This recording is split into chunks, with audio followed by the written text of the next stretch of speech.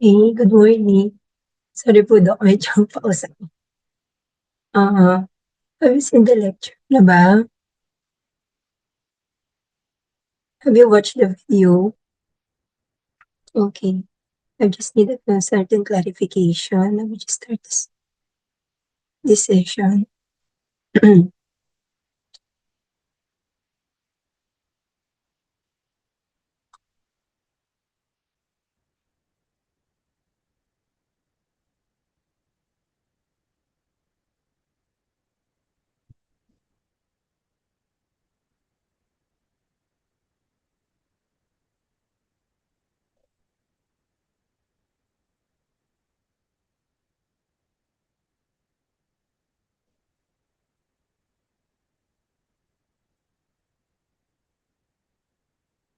Kita na yung slides?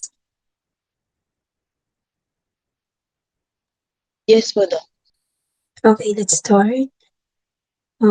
Female reproductive physiology. Ano masasabi niyo sa female reproductive physiology? It's all about female reproductive system. First, we're going to talk about the anatomy, no? What's the reproductive system? Can you give?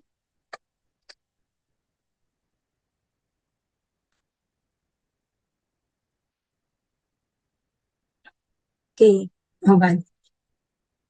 What's the anatomy of female reproductive? Starts with your James.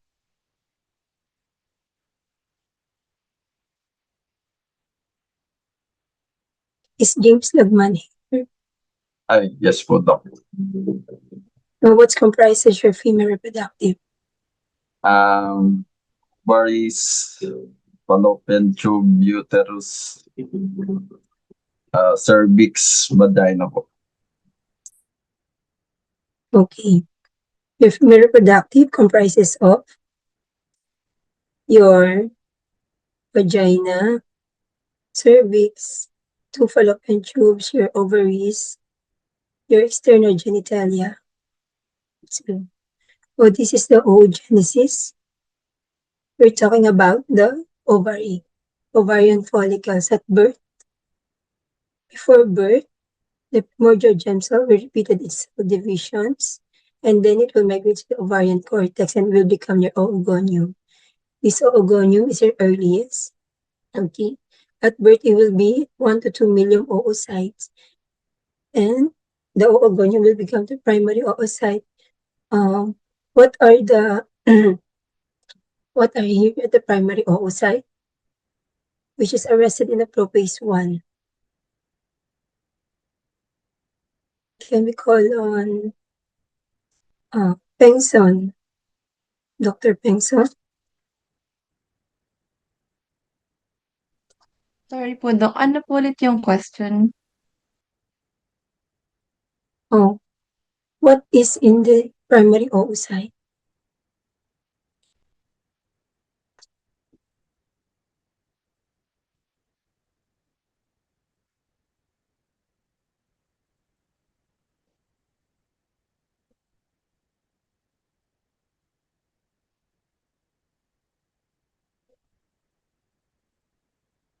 Your first remark. What have you seen at the primary oocyte if you watched my lecture?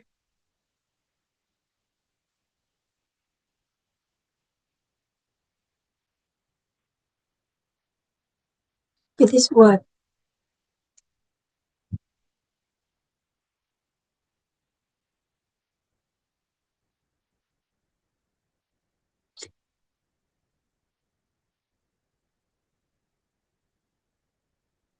It is what? Surrounded by your single layer follicles, your pregranulosa cells, which is a vascular in epithelium. Okay. Another thing is the primary oocyte. It's already in the meiosis 1.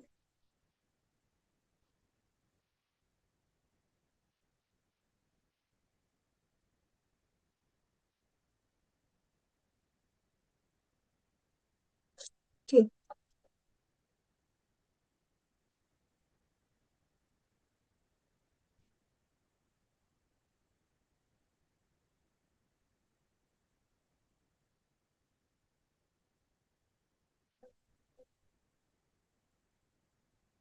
Yes po, Dok. Okay. Have you seen the video? Have you watched the video?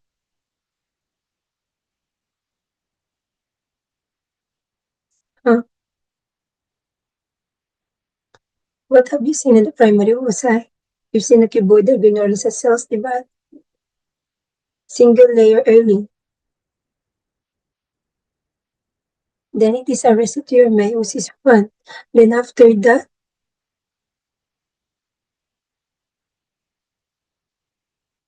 when it will become a secondary oocyte,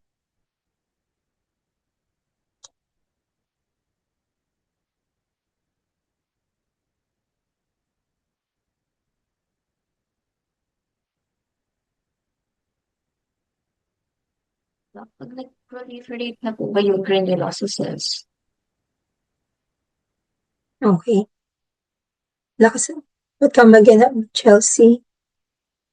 Pag nag-proliferate na po yung granulosa cells, doon na po ba yung sa secondary oocyte?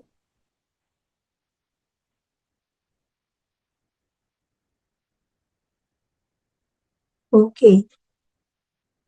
It will become after the secondary oocyte. If there will be what? Secondary. Ay, first polar body po. Yeah, it will become, your primary oocyte will become your secondary oocyte. Then the first polar body will degenerate. What happened here?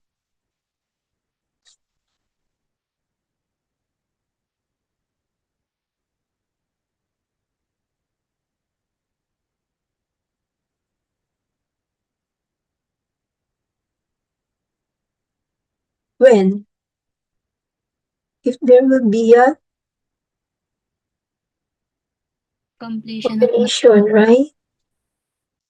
You can see here the follicular corresponds to your follicular development. If you will ovulate, then it will go, your secondary or your primary oocyte will become secondary oocyte after the ovulation. Then the first polar body will just degenerate. Then if there is a fertilization, your ovulated and your secondary oocyte will be undergo your meiosis 2. What happened if there is no fertilization? What happened to your secondary oocyte? What is the fate of your secondary oocyte?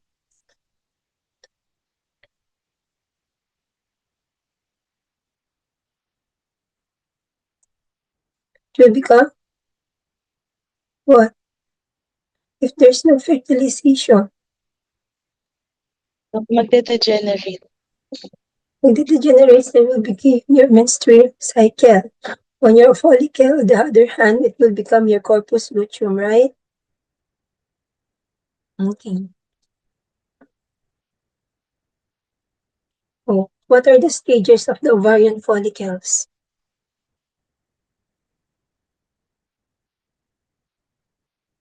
A1, Rojibel. First po is yung primordial follicle, and then magiging primary follicle po, tapos secondary. Tapos hanggang sa maging mature follicle. These are the stages of your primary follicles. Now, resting primordial follicle, the growing preantral, your growing antral, your dominant follicle, and your corpus luteum. Then afterwards, your atretic follicles. Okay, this is the stages of your follicular growth in the ovary. First again is your primordial follicle. Next is your primary follicle.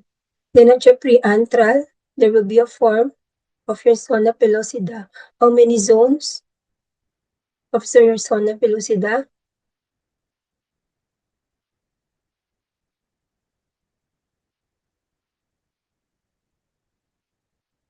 How many? They are your ZP1, 2, and 3. Okay, there are 3. Zona pellucida. What's the purpose of this zona pellucida?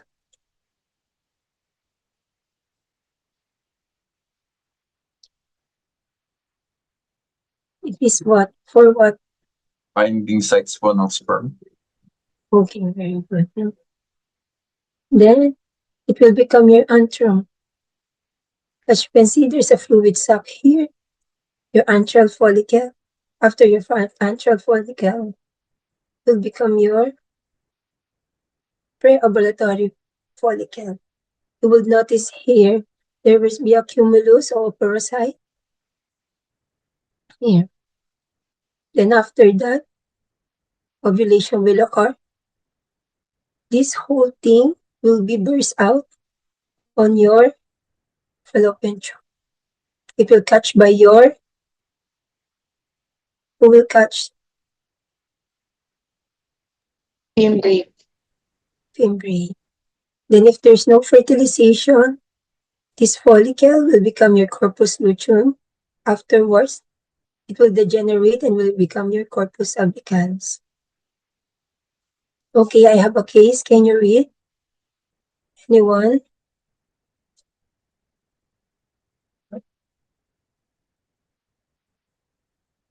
Anyone can read this case? Nina lang po, Doc. Okay, A thank you. 28-year-old woman presents to her primary care physician with a 10-month history of irregular menstrual cycles, which have now progressed to a total absence of periods for the last 5 months. She reports experiencing sudden episodes of intense heat, hot flashes, and night sweats that disrupt her sleep. Okay, continue, Roger Bell. Ay, Donna Bell. Ay, okay po. For the medical history, the menarche or the first period occurred at age 13 and the cycles were regular unit a year ago. She also has no history of surgery, chemotherapy, or radiation. And our patient is currently trying to conceive and express frustration over her inability to get pregnant. For the physical example, the height and weight are within normal range, so her BMI is 23. There's no signs of thyroid enlargement or skin changes, for example, vitiligo. Then for the pelvic exam, it reveals that there's a slight thinning of the vaginal lining or atrophic changes. Okay, for the question, na-comprehend na ba yung case? Okay, sabi, meron daw 28-year-old woman present to primary care physician with a 10-month history of irregular menstrual cycles. So, irregular, it means meron siya then nawala, which have now progressed to total absence. Wala na, biglang wala na. For a 28-year-old woman, that lasts for 5 months, no? Experiencing sudden episodes of intense heat and hot flashes and night sweats and disrupt her sleep. What do you think? Medical history, menarche 13.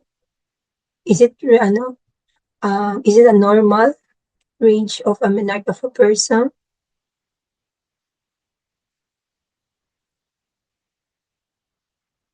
What's the normal range for a woman to have her first menstruation? At what age can be start?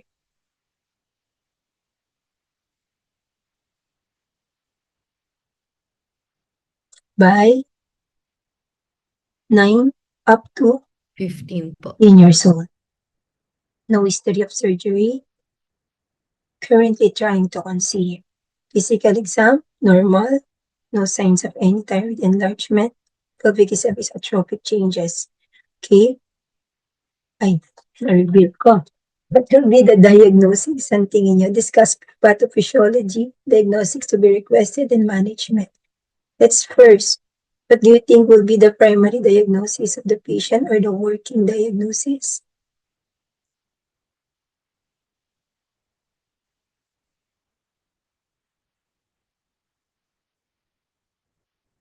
Ano sa tingin nyo? Wala daw, nawala.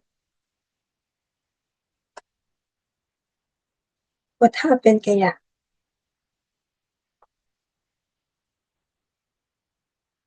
Ano nangyari sa kanya?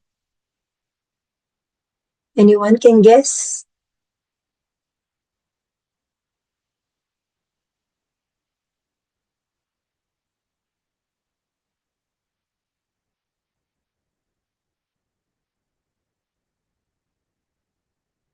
Doc Espina, can you guess what's the diagnosis given the history of the patient?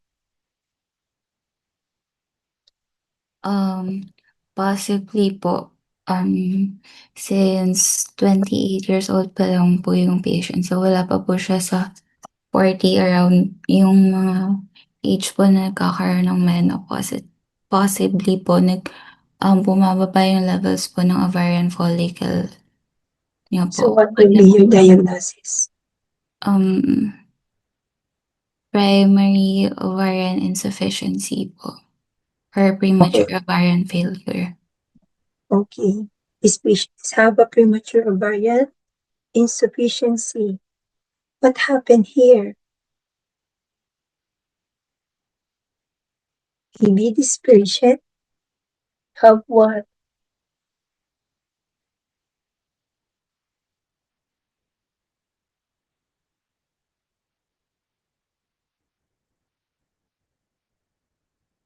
What do you think? What happened to our patient? Why she have undergone premature ovarian insufficiency?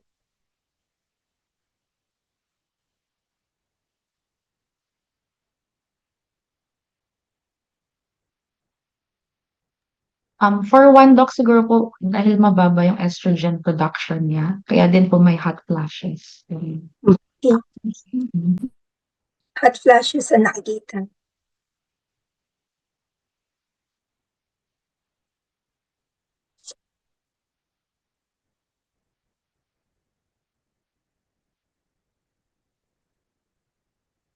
Kapag po may estrogen deficiency, Mababa ang estrogen natin.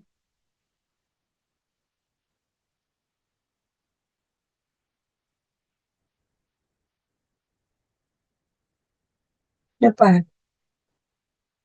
If there will be what? If you have a receptor defects of your follicle stimulating hormone, it can lead to premature ovarian insufficiency. Ano pa?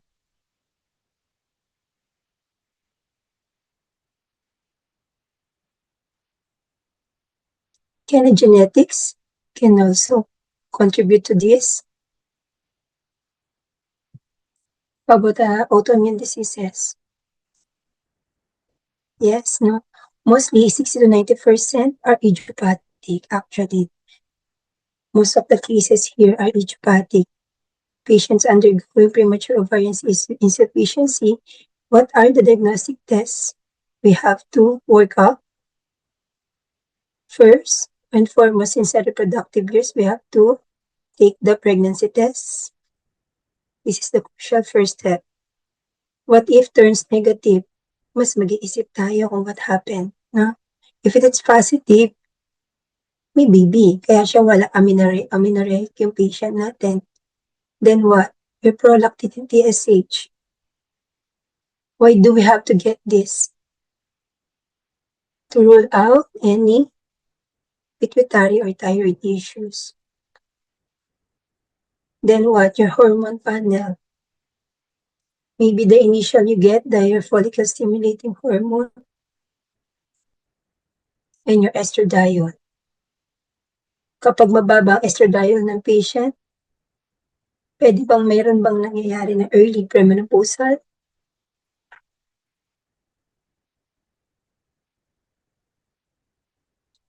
Pwede ba siyang mag-early premenopausal?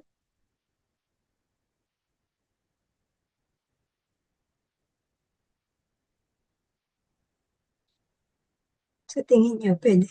This patient? Pwede pag sobrang baba na talaga ng estradiol niya, pag wala na talaga nag-stimulate. Okay. Afterwards, after 5 weeks, you can repeat your hormone panels. Then your ovarian reserve para makita kung meron pa ba mga follicles. Next, management on this hormonal replacement therapy. Para what?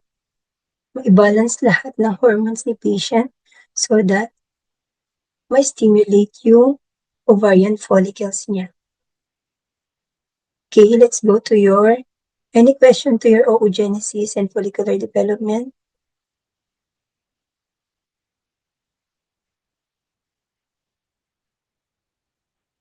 Siguro wala, no? Okay, let's go to your follicular development with respect to the monthly menstrual cycle. What's the meaning of this? Okay, that's one. Okay, this is one is the summary na, no? You have two phases of your ovarian cycle, your follicular phase and your luteal phase. Correspond to your gonadotropic hormone levels. During the follicular phase, as you can see here, mababa ang follicle stimulating hormone nyo during your follicular phase. Then on your ovulation, it will increase slightly. Then we go back as low as the luteal phase. Dominant here is your luteinizing hormone. Corresponds to your ovarian cycle, your primary follicle, then your theca, then your antrum, then to the ovulation, up to the corpus albicans. About your ovarian hormone levels here, so as you can see here, at the follicular phase, what hormone is predominant? Estrogen. Is your estrogen. How about in the luteal phase? Progesterone. Progesterone. To further ado, to understand this mechanism of your ovarian cycle, let's have your figure review of Dr. Medrano.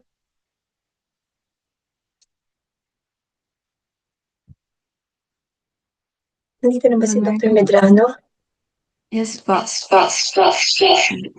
Can we have your figure review, please? Gaan share lang.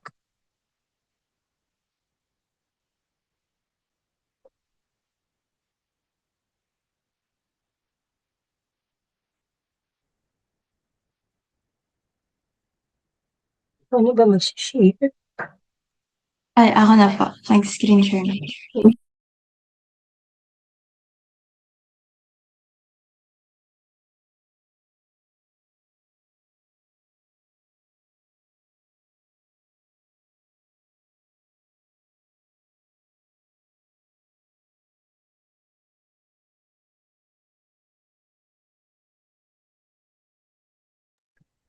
Hello po. May feedback po ba? Nag-feedback.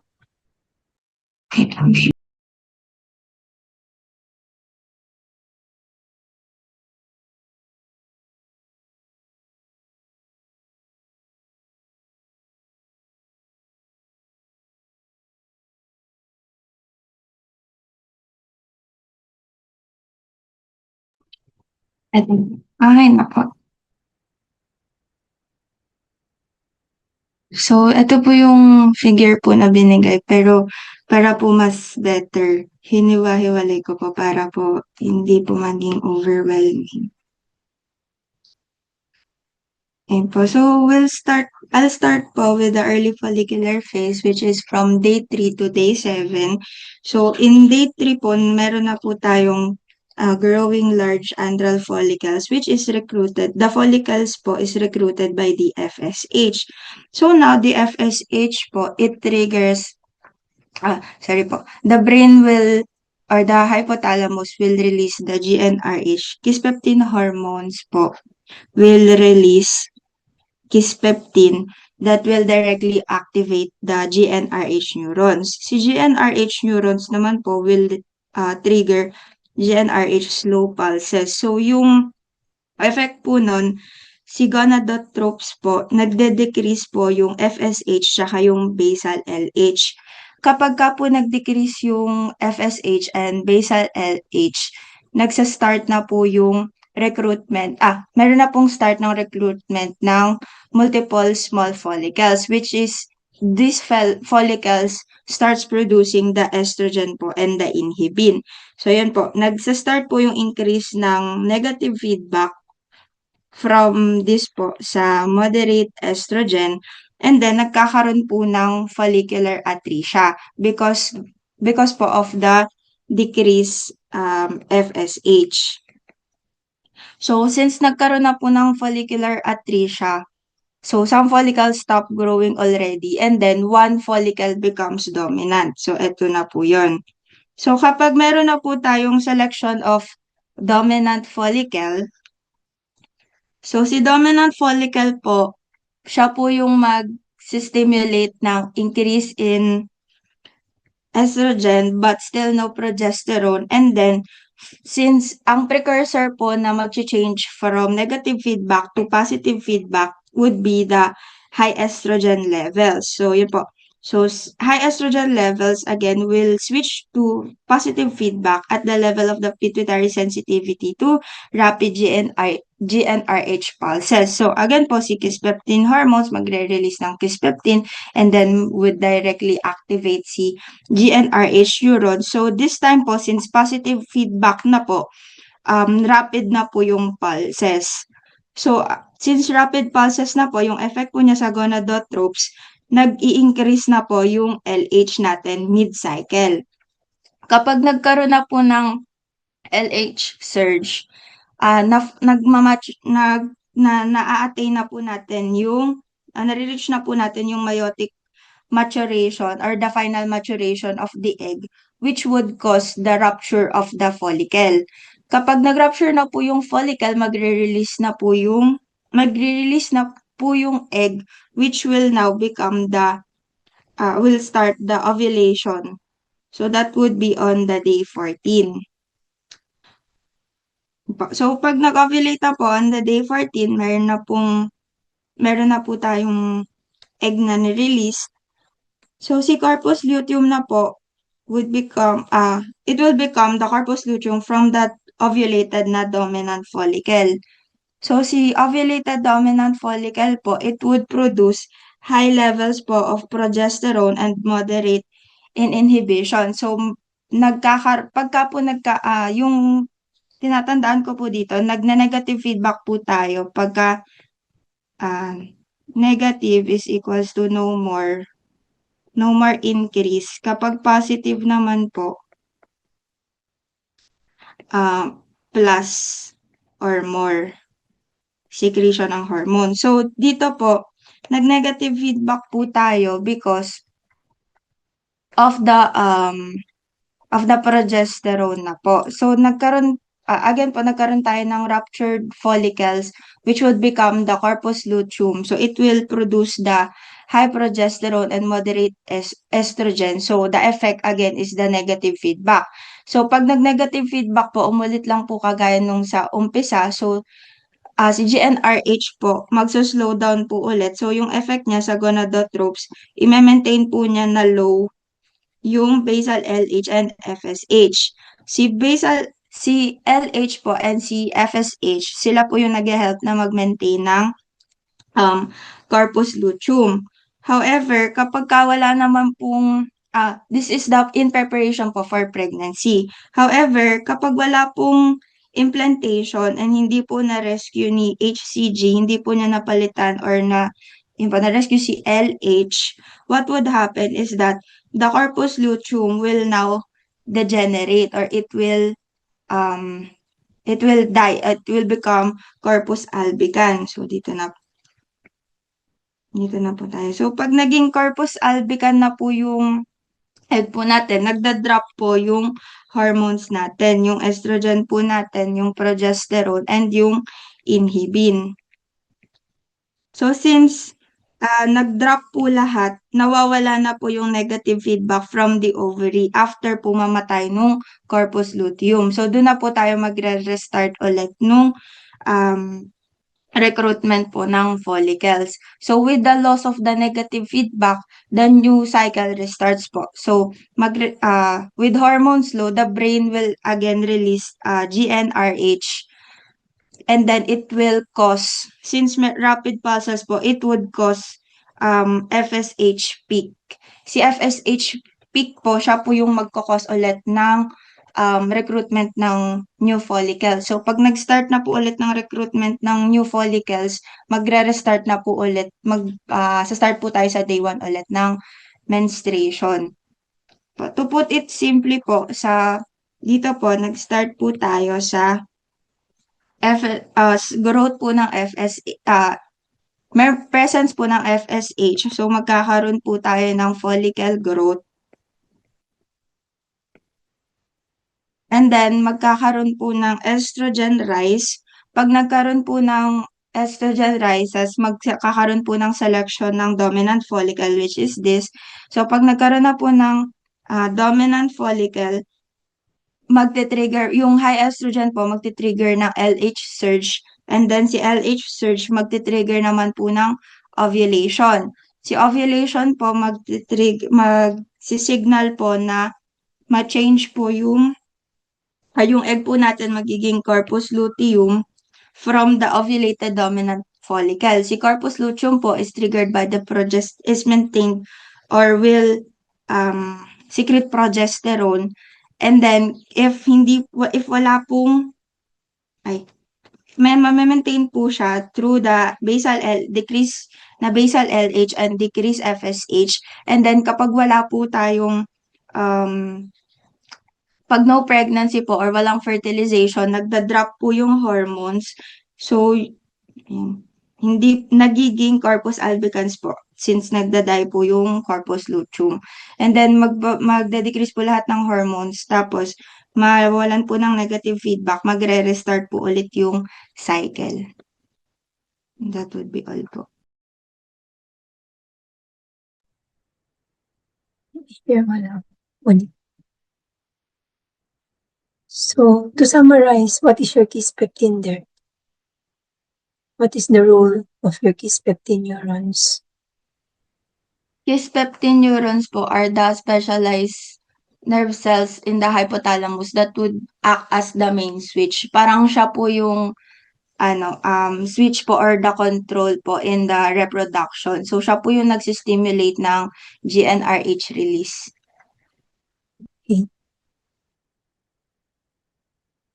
Any questions to other faculties? Malinaw ba sa class? Any question to the class? Okay. Very good, Miss Doc Medrano.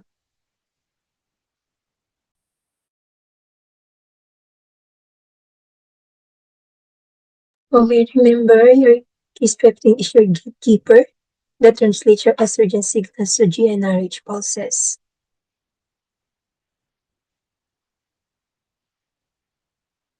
Okay, I'm gonna check.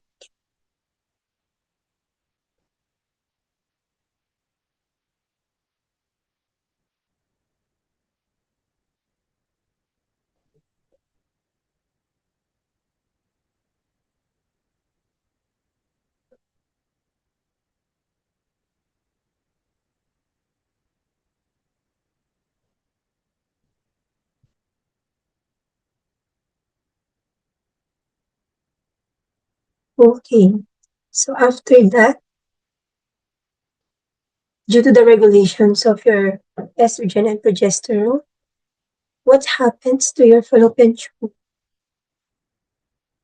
Anyone, is there any changes during the menstrual cycle? Or the monthly cycle of a woman in the fallopian tube? Uterus, cervix, or vagina? Okay, to your fallopian tube, your hormonal regulation will what? During the follicular phase daw, estrogen effect. Ano mangyayari sa fallopian tube? Since hinahanda siya for the fertilization, it will increase your epithelial cell size and height, increase your blood flow to oviduct, increase cilia formation, increase your oviduct secretions, increase thick mucus in isthmus. Bakit kaya in isthmus ang increase thick mucus?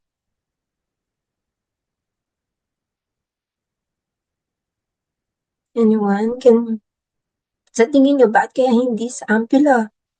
Hindi sa infundibulum? Bakit mainly on the isthmus, mas dumadami yung mucus? Do you think because, ano ba ang meron sa isthmus?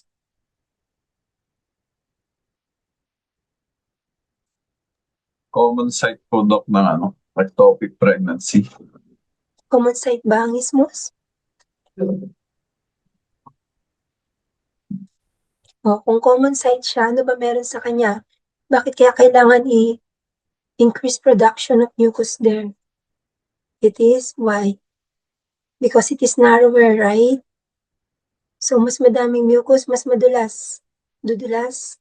Yung fertilize yung zygote nyo for it to travel to your uterus. Then, increase muscular tone. Then, your luteinizing hormone receptors enhances function near for the ovulation. Sa luteal phase naman, progesterone effect. Sabi ni Doc Medrano kanina, di ba? During luteal phase, progesterone ang nagpo-predominance. What happened naman to your fallopian tube? Kung nag-increase silang lahat, most probably magde-decrease lahat. Kasi, what? Dumaan na yung purpose niya. Umalis na yung ovum nyo. Yung mature ovum. Next. How about to your uterus? Okay, nakita nyo kanina, follicular phase. Predominance is your estrogen. Increasing din yung inhibin. What happened? This is the day of your menses. Sa menses, nagsha-shred. What layer of your uterus is shredding during the menstrual phase? Your Stratum functionalis. stratum Stratum functionalis. What will be the remain? Sino magre-remain sa kanila? Is your stratum basale. Okay, after your menses, estrogen drops. We have your proliferative phase. Medyo kumakapal na. This corresponds to your follicular phase. Then after that, secretory phase. During the secretory phase, it is corresponds to your luteal phase. Your progesterone will what? Continue to proliferate your endometrium. How about this is what I'm saying. This is your functional zone, your endometrium. Another term is your stratum functionalis. Then your basal zone, endometrium layer also, your stratum basalis. The one who was shredding during the menstruation is your stratum functionalis. Okay, to your cervix. What happened to the mucus to your cervix? During your fertile period, what happened? Sabi nila, di ba? I just remembered this when I was in your first year. Huwag kang maglalaro pag basa ang bukid. Kasi, delikado. Yun yung time na pwedeng mabuntis. I just remember it from one of our professors that time. Okay? Kaya, during fertile period, sa mga babae, pansinin nyo, it is stretchy and slippery. Due to your what? Again, during the ovulation, ano meron sa ovulation? Mataas ang iyong nakinig kay Doc Medrano? Mataas. During ovulation, ano ang mataas?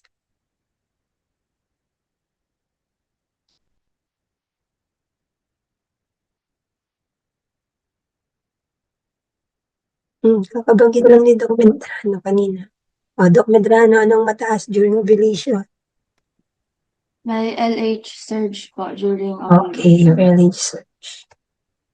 O, during the non-fertile, ayan, dito na kayo pwedeng maglaro sa bukid. It is not stretchy, it's thick and sticky. How about to your vagina? Is there anything na magkakaroon ng differences? Hormonal regulations in your vagina. What happened during your follicular phase? Pag ovulation, di ba mas maraming nabubuntis? It's because nag-alkalinize yung vaginal secretion. Kakaroon ng what? Kaya bibili ka bang tubig? Bibili kang tubig? Yes. During the monthly cycle natin, di ba? During the ovulation period, your pH will be alkalinized so that your sperm will go through. Hindi sila mamamatay. Pero, just because of your, di ba, tumataas na yung progesterone, nag-alkalinize din yung vaginal wall natin, vaginal secretions. Pero, what happened kapag menstrual part? Decrease ang progesterone na increase din ang shedding of shed cells sa ating vaginal wall. Okay, mas nagiging more acidic na. What's the function pala? What's the purpose? Bakit acidify? Ang secretion sa vagina. Prevent blood infection po, Doc. Okay, to protect from any germ infection like this. Okay, let's go to your ovarian hormones again. What are your two main ovarian hormones? It's your Estrogen and progesterone. progesterone. What is the precursor of your hormones? From your, saan ba galing ang estrogen and progesterone? Saan? Progesterone. Cholesterol. Okay, again, your two ovarian hormones, estrogen and progesterone. What are the functions of your estrogen? Estrogens corresponds to your body. Again, sa uterus, effects ng estrogen, growth of ovaries, uterus, fallopian tubes, okay? Sa vagina, converge your epithelium. Sa fallopian tubes, again, kanina, proliferation of mucosa. To your breast, development of your stromal tissue. And sa skeleton, it inhibits osteoclast. So, during menopausal, very prone na ang women to osteoporosis. It's because of the estrogen levels of the women. Okay, again, round down na lang to. How about the effects of your progesterone? Okay, sa uterus, it will decrease frequency and intensity of uterine contraction, promote secretory changes to prepare the implantation of your fertilized ovum, no? Okay, sa breast, promotes development of your breast. Sa milk secretion, mahalaga ba ang progesterone? Or prolactin? Ano sa dalawang mas mahalaga?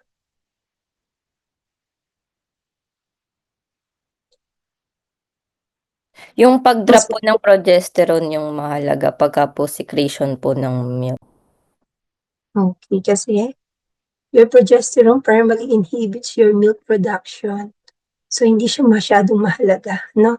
Mas mahalaga si prolactin. Okay, nabanggit na kanito, hypothalamic. Okay, yung CNS daw, stimulate niya. See, anterior pituitary gland. For what? Yung ano dito, yung green is your positive feedback. And then your red is your negative feedback. No. Stimulate daw niya si GnRH. After nun, si anterior pituitary gland magre-release ng luteinizing hormone sa iyong ovary. Okay? Then to your ovary, will produce your androgenous estrogen to their target tissues, will have your stimulation. Otherwise naman sa kabila, ganun din. Your inhibin will predominate on your negative feedback. Okay, puberty, menarche, and menopause. Sa puberty daw, it is the beginning of your adult sexual development. It is caused by your increased gonadotropins, no? Usually occurs 10 to 14 years old, average is 12 years old. But on the other books, it can be 9 to, rather 10 to 14 talaga. Yung menarche pala yung sinasabi ko na 9 to 15 years old. Then yung menopause naman is permanent cessation of menstruation. During sa menopause, anong nangyayari? Low estrogen, high FSH and LH levels. Okay, female fertility and contraception. Fertility window, kailan yung fertility window is during your ovulation, which happens in your 4 to 5 days. Sabi nila, ovum survives about 24 hours, no? After 24 hours, o pwede na ba na hindi mabuntis ang babae?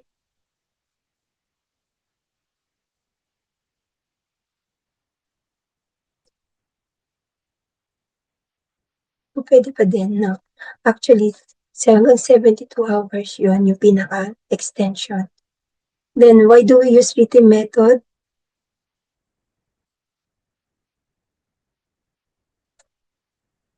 Yung written method, ginagamit siya to avoid intercourse 4 days before or 3 days after the ovulation. Then, if you have a problem in your hormones, you can use what? Hormonal contraception. Ano ang ginagawa ng hormonal contraception? For the fertilization, it prevents your pre-ovulatory luteinizing surge. Okay, again, this is right. Any questions? Female reproductive physiology.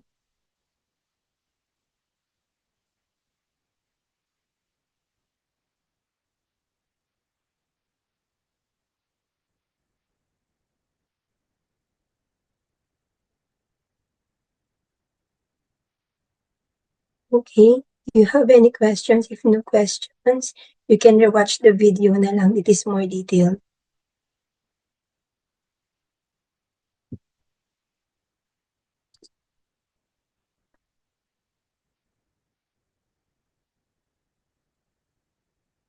Sensya na, medyo tapos talaga ako. Okay, Dokas. Nag-concert si Dok, siya. wala akong boses talaga. Buti nagka-boses ako ngayon. Hirap akong magsalita. Okay, sige, unfortunately, Dr. Tan won't be able to do the synchronous for pregnancy and lactation. Nagkaroon kasi ng emergency. Probably very briefly, let's have the figure review for pregnancy and lactation ngayon. Okay? Sorry, sino yung assigned? Hindi ko nakita kung sino eh. Ako po, Doc. Sige. Share screen ka lang.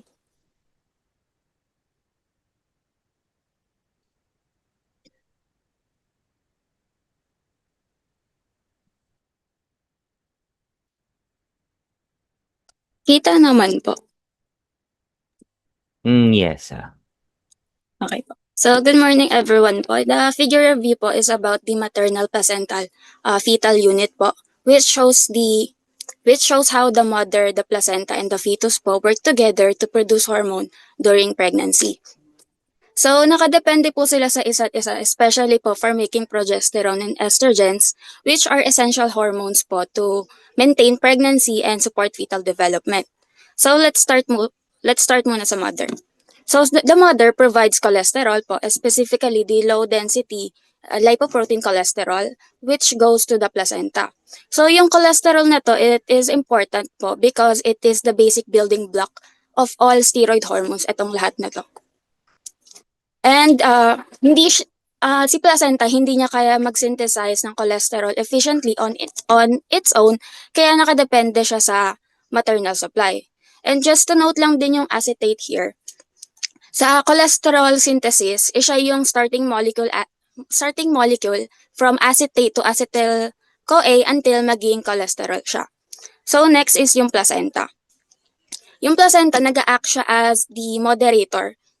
Since may mga substances or enzymes na si fetus lang meron or si mother or si placenta na hindi naman present sa kanila, sa isa't isa yan.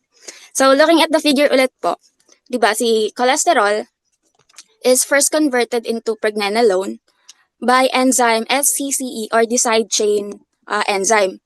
Yung enzyme na to, it is the rate-limiting step ng steroidogenesis para ma-convert yung cholesterol into usable steroid precursors po. And yung pregnenolone, siya yung first steroid intermediate, meaning lahat ng steroid hormones, yung progesterone, the androgen, and the estrogen, nag-i-start sa kanya. Then from there, the pregnenolone is then converted into progesterone by the enzyme 3-beta-hydroxysteroid dehydrogenase. Then yung progesterone po is i-release sa maternal secretion, and yung progesterone, ang function niya is to help maintain pregnancy, katulad po ng pagkikip ng uterine lining stable and prevent contractions. Kasi po, ang progesterone po is minimake sure niya yung embryo sa loob ng uterus po is okay.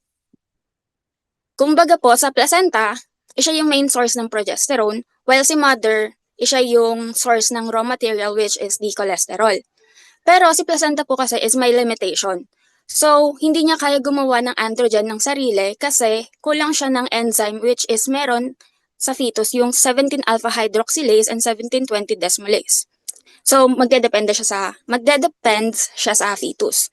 So, let's move on sa fetus, specifically po the fetal adrenal gland. So, the placenta will send pregnenolone to the fetal adrenal gland, and it co-convert niya siya into DHEAS or the dihydroepiandrosterone sulfate, and ginagamit niya yung enzyme na 17-alpha-hydroxylase and 17-20 desmolase. Pero kung titignan natin yung figure, merong cholesterol na present kay fetus. So, ang function naman ng cholesterol ng kay fetus is nag-act lang siya as backup or minor source ng cholesterol. And yung fetal adrenal, inaalaw niya na mag-produce ng pregnenolone ng sarili, pero pag kailangan lang. Kasi ang main source ng pregnenolone is yung placenta, and yung sa mother yung sa cholesterol.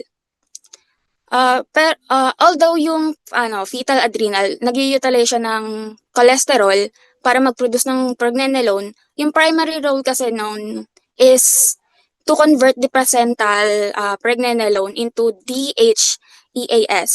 Kasi yung enzyme na to is yung absent sa placenta. And aside from that po is yung fetus po kasi is still developing pa rin siya. So, hindi niya kaya isupply yung high demand ng cholesterol para sa steroid synthesis. So, moving on po. Yung DHEAS will go to the fetal liver para ma-convert into 16-alpha-hydroxy DHEAS via the enzyme 16-alpha-hydroxylase. Ang function naman nito is to make the estriol, which is yung main estrogen para sa pregnancy, which is matatakil ko later kung bakit siya yung main estrogen sa pregnancy. So after that, yung itong dalawa, which is yung androgen precursor, is ibabalik siya sa placenta para magkaroon ng estrogen synthesis. So gagamitan siya ng sulfatase, which is yung nire-remove niya lang yung sulfate from this two, which is magiging DHE siya, and gagamitan siya ng tatlong enzyme, which is itong tatlo, para ma-convert into estrogen. Ang importante dito is yung aromatase. Kasi yung aromatase, siya yung nagko-convert ng androgen to estrogen. Then kung titingnan natin sa picture, may reversible action yung dalawang estrogen. So, may conversion, which is yung estrione, E1, kaya niya mag-convert into estradiol, which is E2, via the enzyme 17-beta-HSD. Importante yung step na to kasi nire-represent niya yung final regulation ng estrogen activity.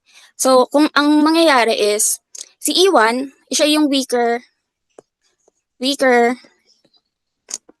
estrogen, while si E2, siya yung active.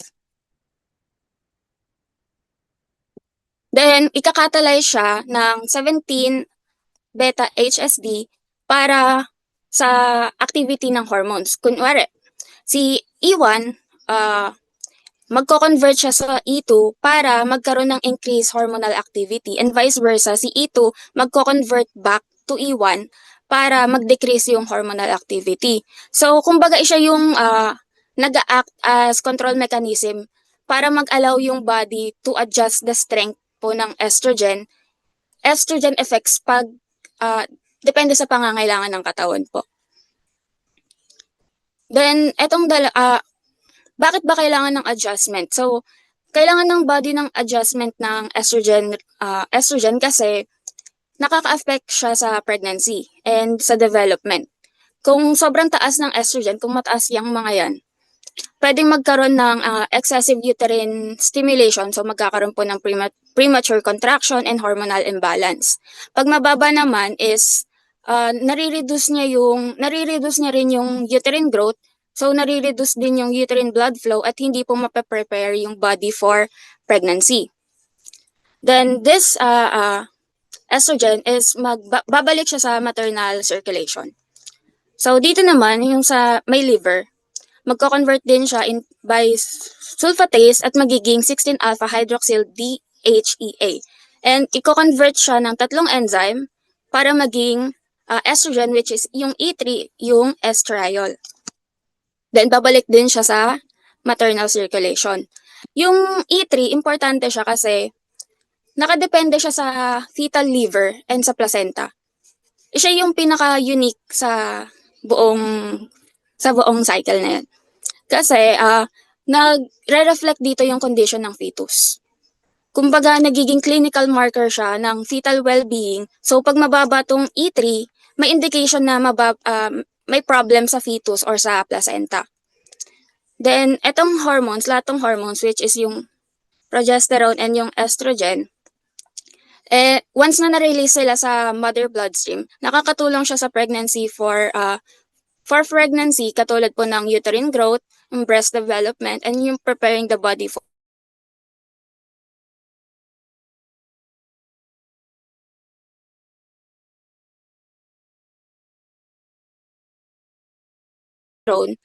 ay kino-convert ng placenta yung cholesterol into pregnenolone hanggang maging progesterone.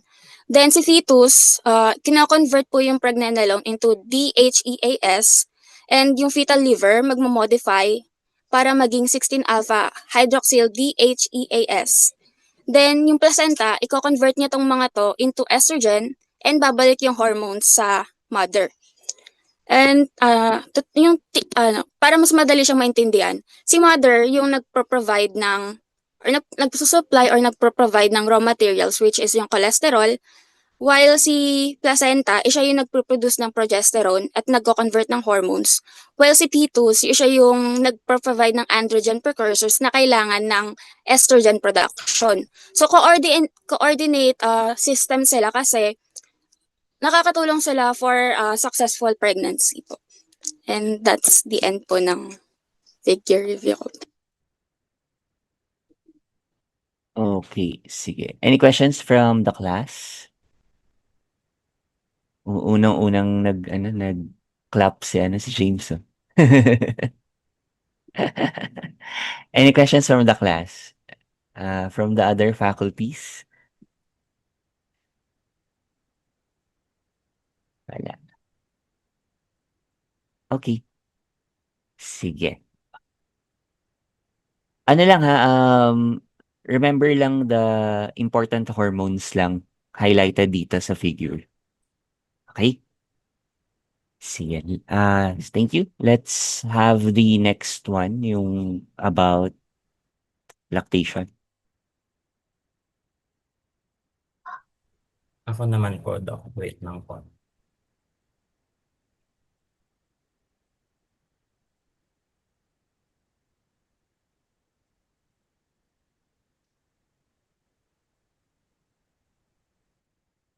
Kita na po yung screen po.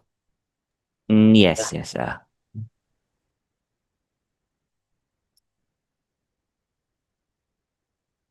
So, Good morning everyone. Good morning doctors and good morning classmates. So yung figure na napunta sa akin is all about the neuroendocrine control ng breastfeeding, focusing on how suckling leads to both milk production and milk ejection and how it also affects the reproductive system. So okay, let's begin. Para mas maintindihan natin further kung ano yung nangyayari during this whole process, let's imagine first a baby who is crying, probably baka nagugutom na. So what the mother would do is to initiate breastfeeding, no? So the baby now would suckle the nipple of the mother. So yung magiging main stimulus natin for this whole process ito, yung suckling ng nipple.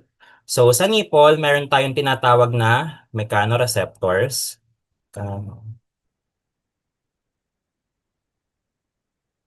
Kung saan, pag na-stimulate si mechanoreceptors, it would then now send signal or messages papunta sa ating brain, specifically kay hypothalamus via the spinal cord. So now, hypothalamus would be our main control center since si hypothalamus, i-activate niya yung ating two important main neurons, which is si magnocellular neuron and si parvocellular neurons, which will then further stimulate yung ating two important hormone na si oxytocin and si prolactin. Pero let's focus first dito sa left side kay magnocellular neurons, which is located sa ating supraoptic nuclei or sa ating paraventricular nuclei, which will then act sa ating posterior pituitary gland,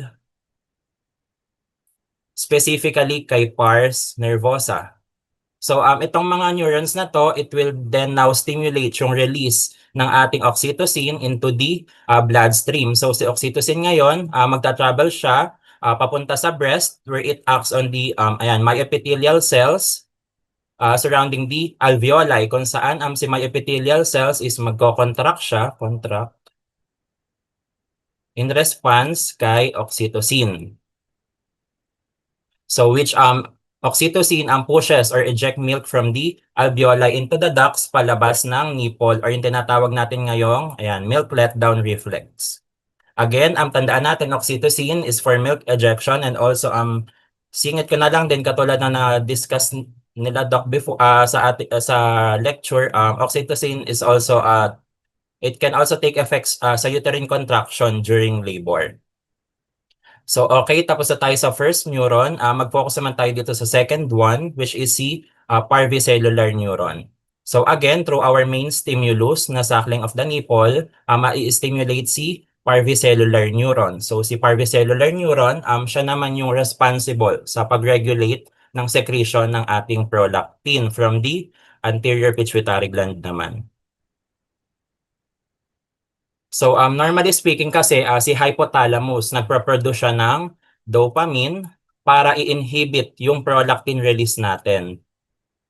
Kasi as we all know that si dopamine, di ba, isa siyang PIH or prolactin inhibitory hormone. So when in cases na kailangan ng body natin ng increased prolactin production, especially during nursing or breastfeeding through suckling ni baby, and makikita natin that dopamine levels decreases and PRFs or yung prolactin releasing factors increases. Example ng ating PRF would be TRH and estrogen. So now, yung increase ng PRF natin, it would activate yung mga lactotrope cells which releases prolactin into the circulation. So prolactin now acts on the alveolar cells ng breast para mag-stimulate ng production ng milk or yung tinatawag nating galactopoiesis. So ayun, at this point, katulad na na-discuss ko, meron tayong two parallel process na nag-o-occur. One, si oxytocin responsible for milk ejection, then prolactin from the word itself, prolactin, prolactation, production of milk. Then now, the diagram also shows important effect ng prolactin sa reproductive system. Since elevated nga yung prolactin level natin, it suppresses or inhibits. So yung broken line na to, it signifies inhibition or suppression ng ating gonadotropin releasing hormone or GnRH from the hypothalamus. So as a result, yung anterior pituitary, dinidecrease niya din yung release ng ating luteinizing hormone and follicle stimulating hormone. And as we all know that these two hormones normally act sa ating ovaries to regulate ovulation. So anong mangyayari kapag decreased si LH and FSH? So ovulation is also suppressed.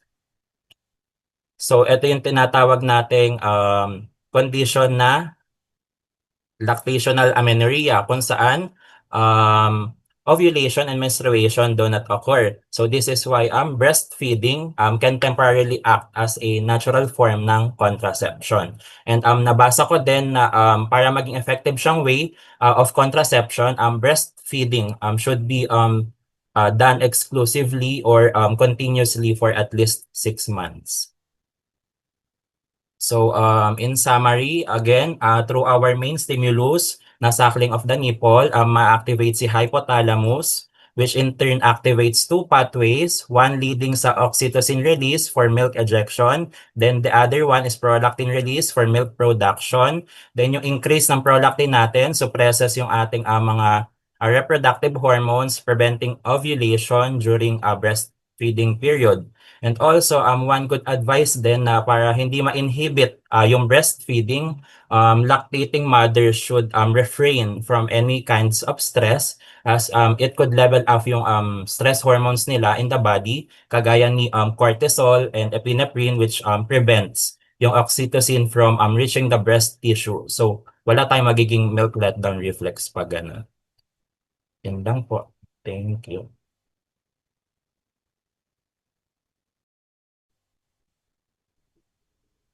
Wait. Sige, any questions from the class? Wala. Okay.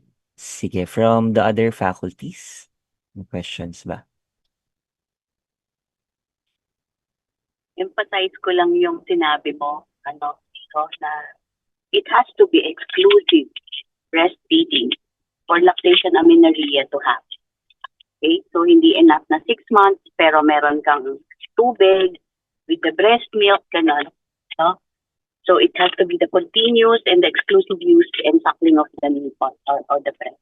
Okay? Okay naman, Sir RJ. Thank you, ma'am. Tsaka yung word na temporarily. Yan. So, temporary lang siya. Yung lactational amenorrhea. Okay. Sige. So, thank you, Mark.